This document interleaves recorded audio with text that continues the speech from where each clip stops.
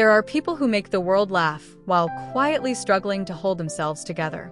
They are the ones who turn pain into punchlines, who use humor like a soft shield, a way to stay close to others without ever becoming fully seen. Their laughter is loud, but their sadness is quiet, living somewhere behind their eyes in the space no one ever thinks to look.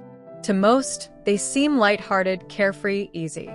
But underneath the timing of their jokes is a heart that learned long ago that expressing sadness is risky, that vulnerability invites questions, and questions uncover truths they'd rather keep hidden.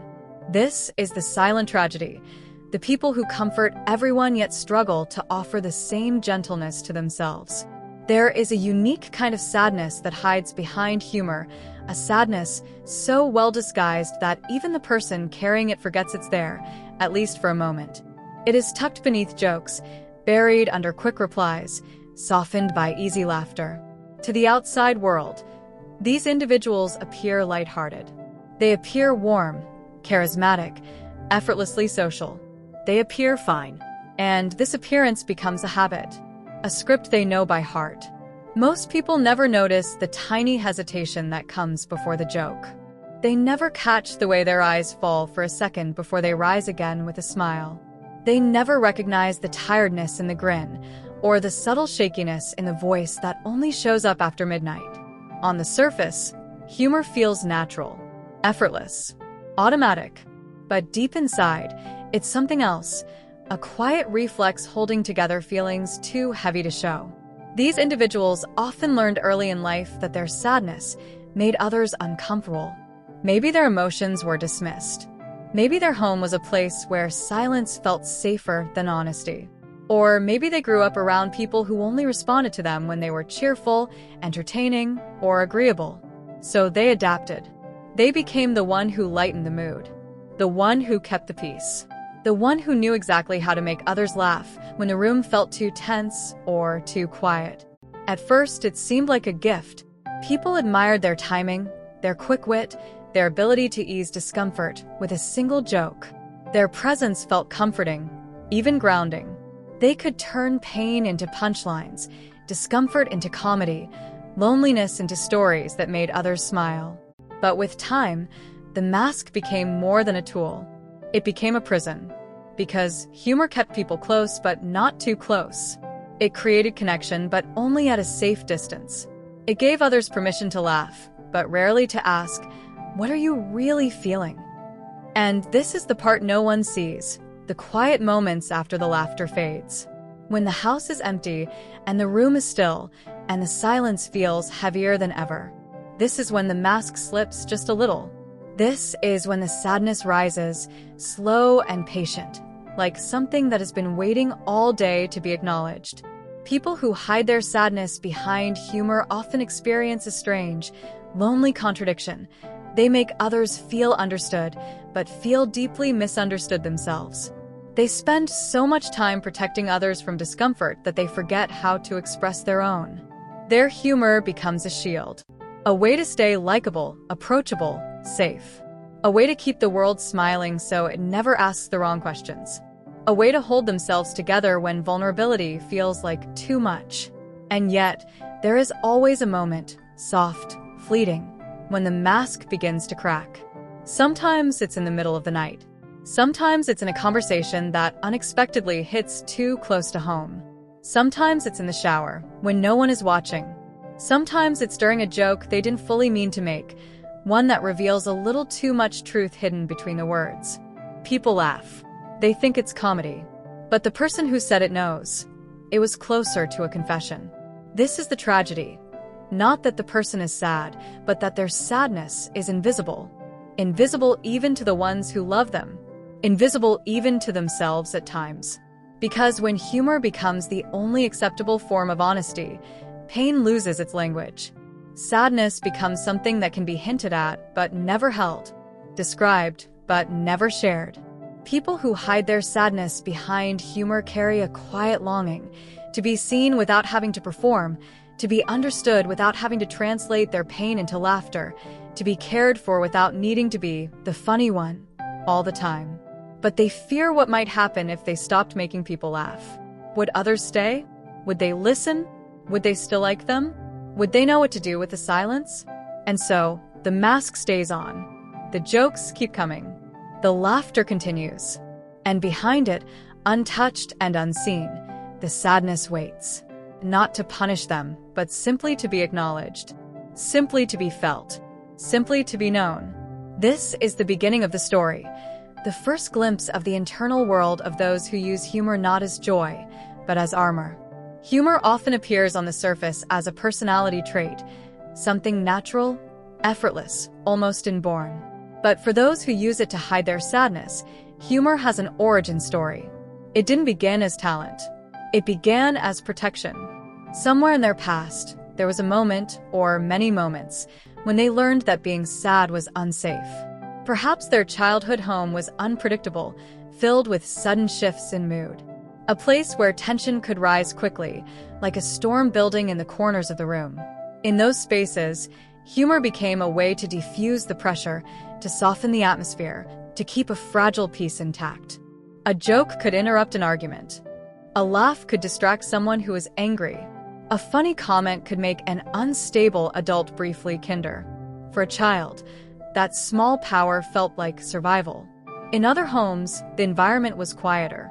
Sadness wasn't punished, but it was dismissed. Don't be dramatic. You're fine. Stop crying over nothing. These words may have sounded harmless to the adults who spoke them, but to a child, they carried an unspoken rule. Your sadness is inconvenient. Your emotions are too much. Your vulnerability is a burden. So the child learned to replace tears with jokes, because jokes got attention, but sadness did not.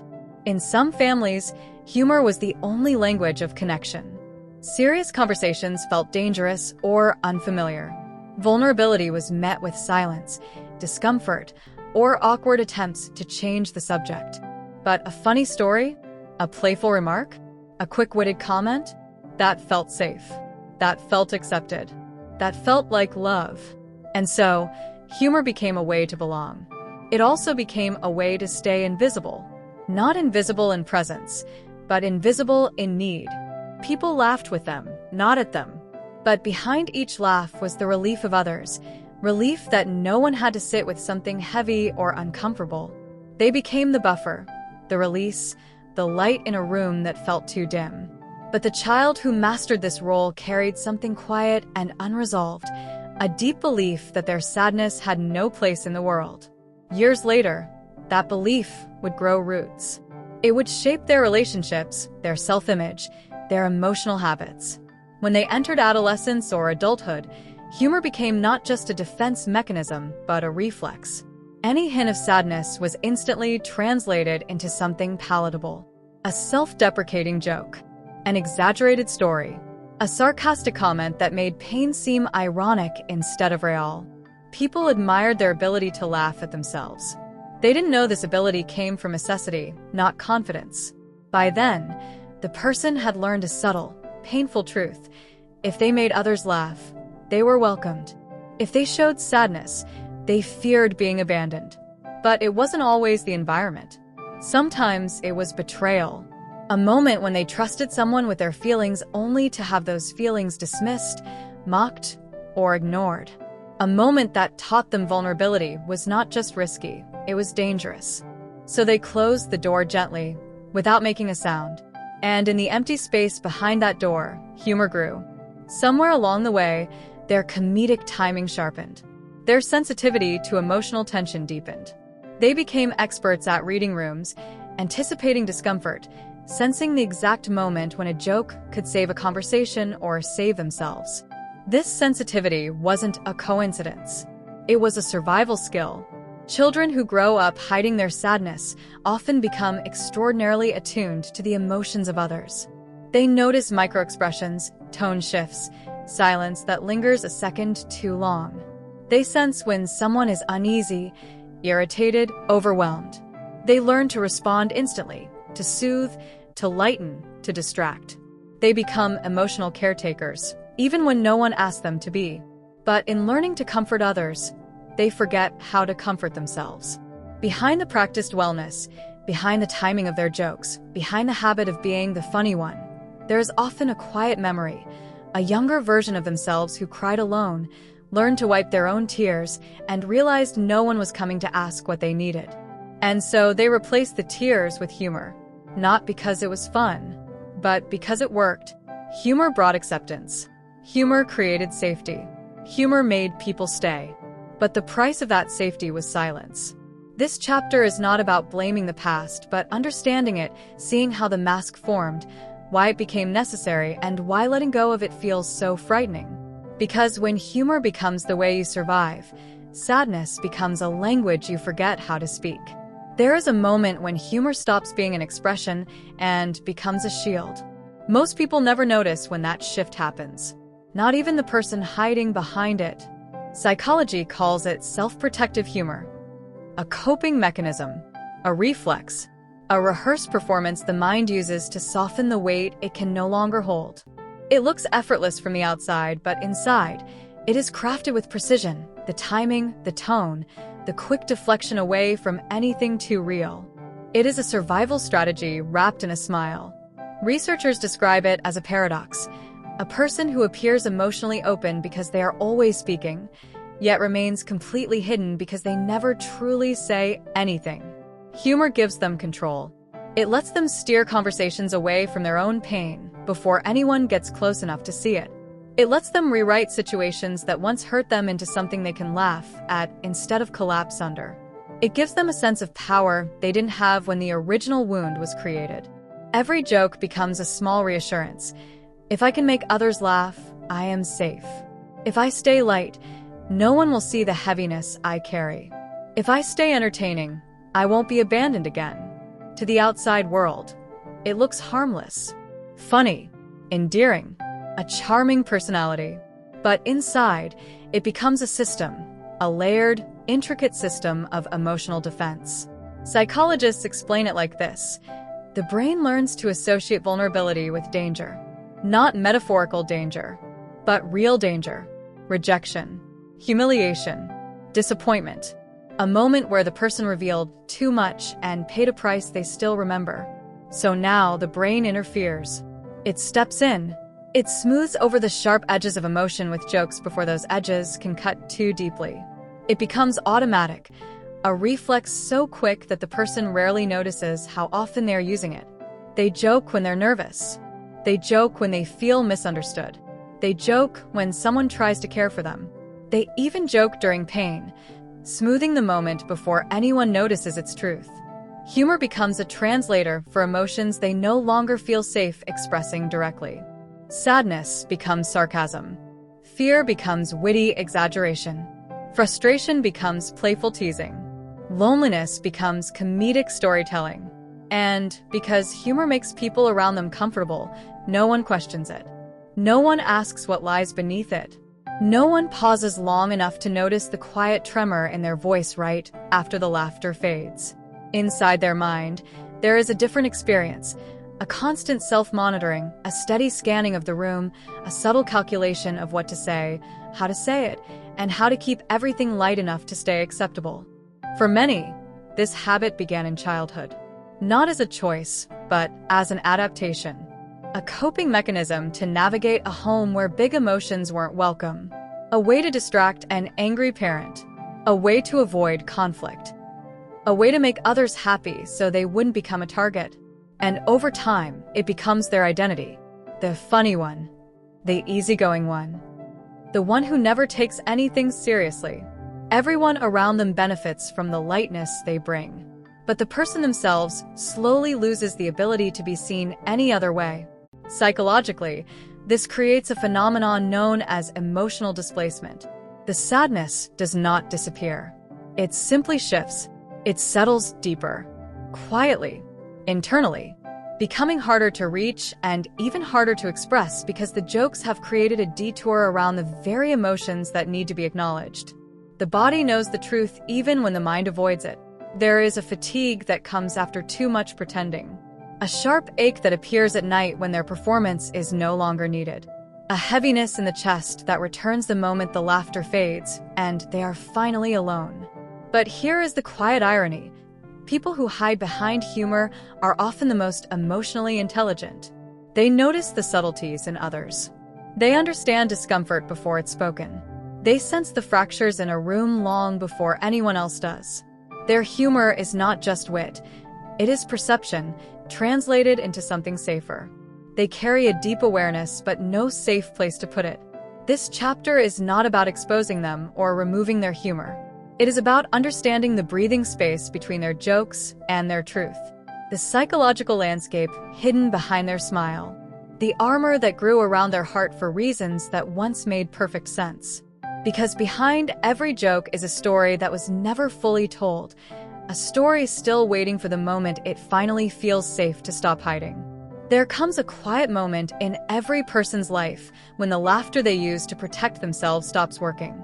Not abruptly, not dramatically, but gently, like a familiar doorway that one day refuses to open. It usually happens in stillness. A night when the conversations are over. A walk home after pretending everything was fine. A moment when someone asks a sincere question and the answer catches in their throat because the joke they usually use to escape suddenly feels too heavy to say. This is the moment the mask cracks, not because they want it to, but because their heart finally whispers loud enough that even humor cannot drown it out. It's confusing at first, like losing a skill they've relied on for years. They want to laugh it off, but the laughter doesn't rise. They want to deflect, but the words feel dishonest. They want to keep everyone comfortable, but their own discomfort has begun to grow louder than their need to be liked. Inside, an internal conflict unfolds. On one side is the reflex, stay light, stay funny, don't let them see you. This voice is familiar, protective, logical. It reminds them of all the times vulnerability ended in disappointment. It tells them humor is safer, easier, predictable. On the other side is something quieter, a voice they haven't listened to in years. A voice that sounds older, wiser, like the part of them they abandoned when life required them to be the strong one. This voice asks, what if you're allowed to be human too? What if your sadness is not something to hide? What if you deserve the same tenderness you give to others? The two voices coexist for a long time, pulling, resisting, negotiating. Some days they win the battle with humor, keeping everything light. Other days, the truth slips through in small, unguarded moments that surprise even them. A friend notices their silence. A stranger asks if they're okay. A simple text feels overwhelming. A joke falls flat and suddenly exposes the reality underneath. These small cracks aren't failures. They are beginnings. Signals from the mind that the old strategy is no longer enough. What follows is often a strange grief. Grief for the years spent performing, for the moments they should have been comforted but instead made others laugh, for the memories where they were hurting while everyone around them enjoyed the show. Psychology calls this a turning point in emotional regulation, a shift from avoidance to awareness. But emotionally, it feels like a quiet unraveling, a soft, fragile awakening. And yet, there is beauty in this unraveling. Because when the mask slips, even slightly, something real is finally allowed to breathe. They may not cry openly. They may not confess their pain. They may not drop the humor entirely. But the moments of authenticity, the brief pauses, the unfiltered words, the vulnerability that escapes accidentally, become proof that their heart has not gone numb, only hidden. This realization is gentle, not dramatic. It comes slowly, like dawn. It comes in the form of unexpected honesty, a conversation where they don't deflect, a day when they let someone's kindness land, a night when they admit, even to themselves, that they are tired of carrying everything alone. For the first time, they begin to understand that the world doesn't end when they are sincere. People don't leave because they are honest. The room doesn't fall apart because they stop being entertaining. Instead, something surprising happens. Someone listens. Someone stays. Someone cares without needing to be distracted by jokes. Someone sees them, not the performer, not the clown, not the cheerful mask, but the real person behind it. This is the quiet miracle they never expected. Healing for people who hide behind humor does not arrive in a grand transformation. It arrives in permission. Permission to laugh sincerely instead of defensively. Permission to feel sadness without immediately turning it into a punchline. Permission to be held, not admired. Permission to speak honestly, even if the voice shakes. It is not the end of humor, only the end of using humor as a prison. And with time, something extraordinary unfolds. Their jokes become lighter, their laughter becomes deeper, their connections become stronger, because they no longer need to hide inside every smile. The tragedy slowly becomes a tenderness. The mask becomes unnecessary. And the person who once survived by making the world laugh learns that they are allowed to exist even in silence. Because beneath every joke they ever told was a truth longing to be acknowledged, a truth now stepping into the light without needing to hide anymore.